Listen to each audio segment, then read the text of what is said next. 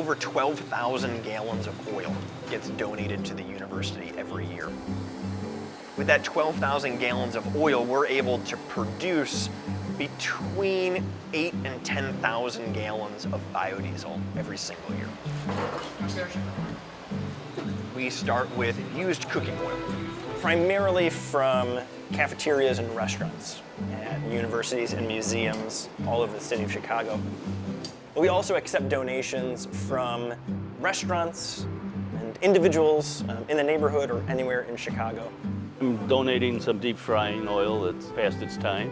I donate to Loyola because it's a good idea that you make it easy to recycle.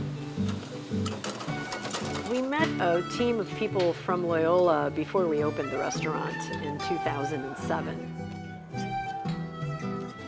We decided that we would be very happy to donate our used fryer oil. This is something extremely viable and doable, and that restaurants, shouldn't let their waste oil go to waste. Biodiesel is more like an industry term. Biodiesel is a direct replacement for petroleum diesel fuel. In the early 2000s, Loyola knew that we wanted to start making improvements to our environmental footprint, and we found one of our largest transportation impacts on the environment was from our shuttle buses. This is a diesel-fueled bus, and we're running 6 buses round trip constantly. And so that's where we saw an opportunity. So those long hydrocarbon chains are what we want to burn. That's what really closely mirrors petroleum diesel fuel. The glycerin is what we want to remove. The rest of the process is then refining.